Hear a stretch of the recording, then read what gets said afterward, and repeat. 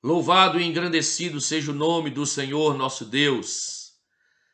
Estamos aqui para mais uma transmissão da palavra viva do Deus vivo, dando continuidade ao nosso estudo na parábola do semeador.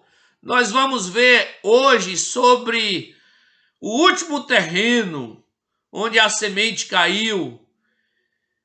E a palavra do Senhor nos diz assim, no Evangelho de Marcos, no capítulo 4, vamos ler o versículo 8, que diz: outra, enfim, caiu em boa terra e deu fruto, que vingou e cresceu, produzindo a 30, a 60 e a 100 por um.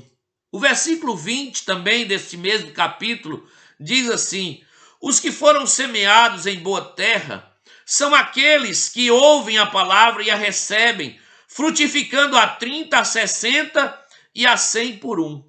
Então esta é a boa terra. Mas aí vem a pergunta: por que ela é chamada de boa terra? O que diferencia ela dos outros terrenos onde não produziu, onde não frutificou? Vamos ler este mesmo texto no Evangelho de Lucas. O Evangelho de Lucas, irmãos, diz também o seguinte desta mesma parábola. Lucas 8:15. A que caiu na boa terra são os que ouvem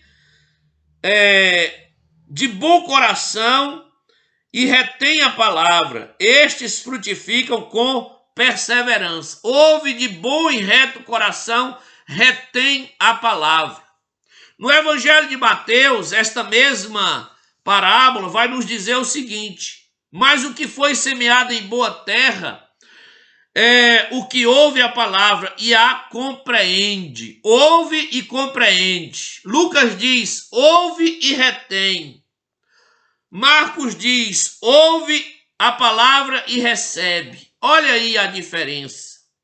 A diferença está em compreender, em reter, em receber a palavra.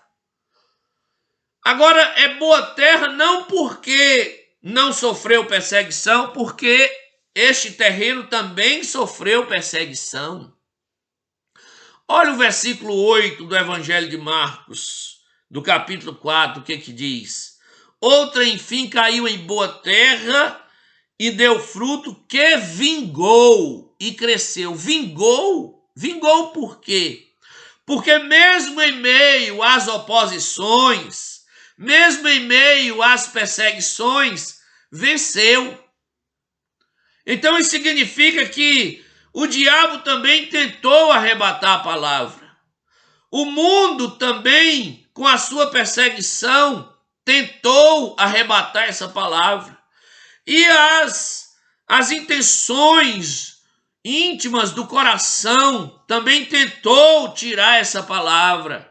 Mas essas pessoas compreenderam que esta palavra é que realmente iria produzir mudança na vida delas. Compreenderam que esta palavra é que ia conduzir a essas pessoas no caminho certo, na verdade, em direção ao céu, de uma transformação de vida, de uma mudança de vida. Então não aceitaram, resistiram e não permitiram que o diabo roubasse a palavra. Não permitiu que a perseguição roubasse a palavra. Não permitiu que as intenções íntimas do coração roubasse a palavra. Compreenderam então, reteram então a palavra do Senhor, receberam e seguraram esta palavra para que ela não tornasse infrutífera. E aí sim houve mudança, houve transformação, houve produção. Então é isso que faz a diferença, é reter a palavra, é praticar a palavra, é viver a palavra.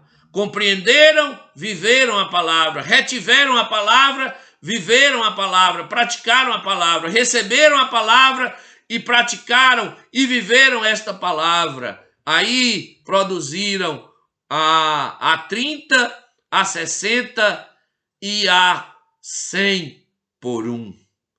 Que maravilha!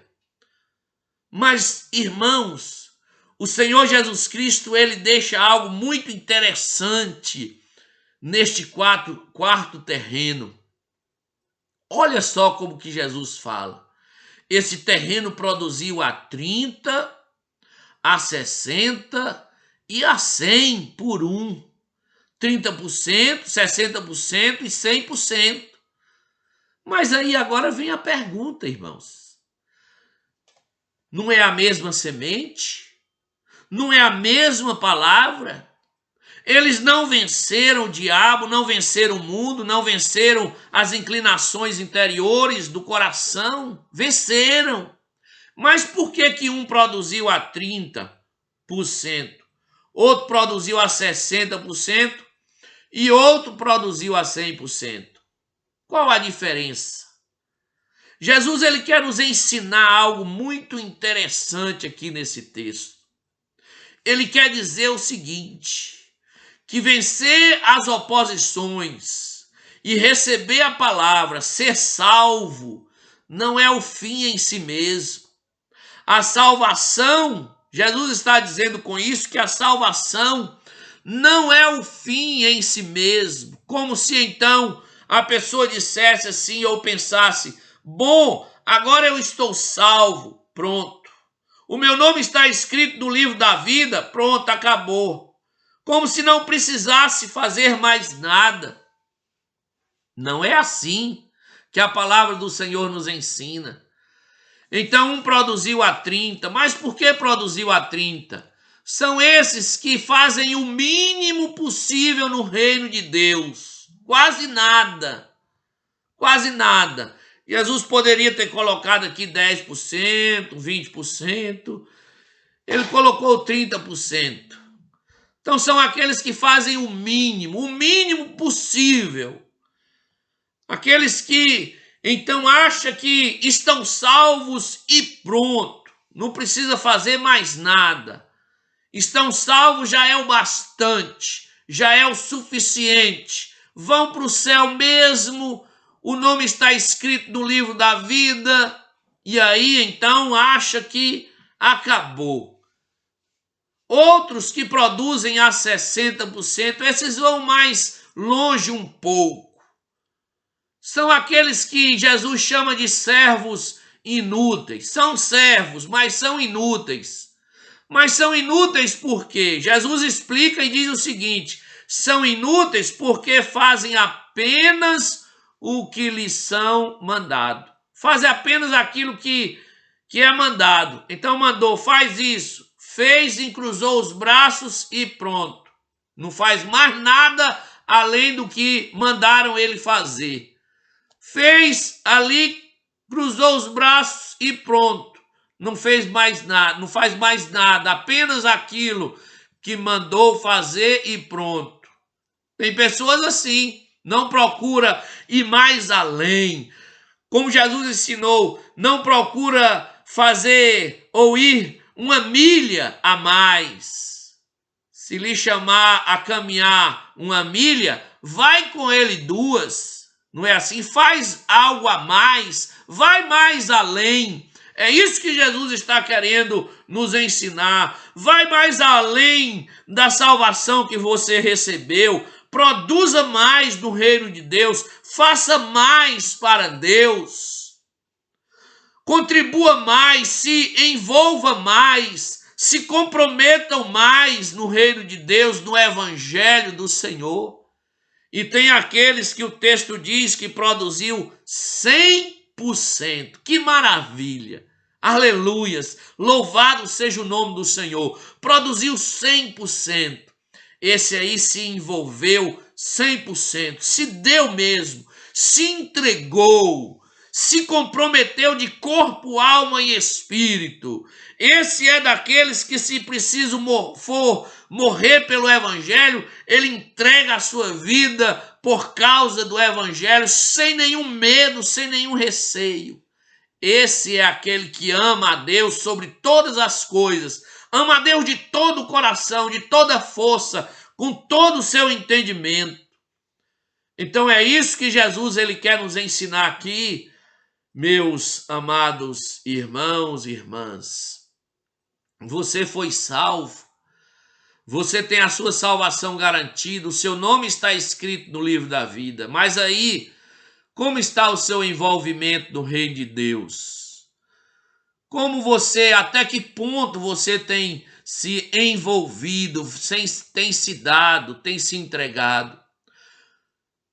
Jesus, ele quer que nós entendamos, compreendamos que a salvação que ele nos deu não é para nós, então, estarmos deitados em berço esplêndido, esperando a volta do Senhor Jesus sem produzir. Jesus quer que nós estejamos produzindo. O reino de Deus nos abre uma porta para nós produzirmos. E a gente vê isso na palavra do Senhor. A gente vê isso no Novo Testamento. O Senhor Jesus mesmo produzindo, se dando, se entregando, nos deixando exemplo de nós nos envolvermos. Ele, então, foi o nosso exemplo maior. Vemos os apóstolos, a igreja primitiva, homens, mulheres, que se deram realmente e fizeram assim coisas grandiosas, maravilhosas, deram a própria vida. É assim que Jesus quer que façamos. Você venceu o diabo não arrebatou a palavra no seu coração, o mundo não conseguiu, você reteve essa palavra, que maravilha, isso é importante, muito bom, você é salvo, mas como está a sua produção? Como está o seu envolvimento? Pense nisso, meu irmão. Pense nisso, minha irmã. Não seja como aqueles que estão apenas esperando Jesus voltar, está apenas de braços cruzados esperando Jesus voltar, que produz o mínimo possível. Não seja daqueles que faz apenas o que lhe é mandado, mas seja daqueles que faz o que lhe é mandado e faz outra porção, e faz mais outra porção, e anda mais uma milha, e anda 2, e anda 3, e anda 10, e anda quantas milhas for preciso. Porque Deus é digno de que façamos isso. Deus é digno de que nós nos entreguemos ao seu reino de corpo, alma e espírito. Aleluias! Louvado seja o nome do Senhor. Fique com essa palavra no seu coração. Fique com essa palavra na sua alma, na sua mente, e deixa ela produzir o fruto que ela deve produzir, pois a palavra do Senhor não volta vazia. E que o Espírito Santo de Deus esteja tocando em seu coração.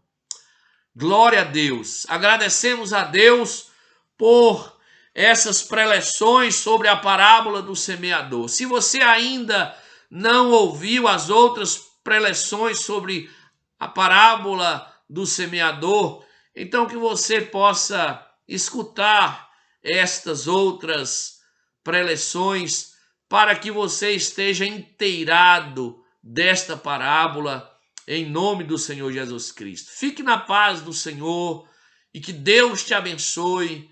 Glória a Deus. Amém e amém.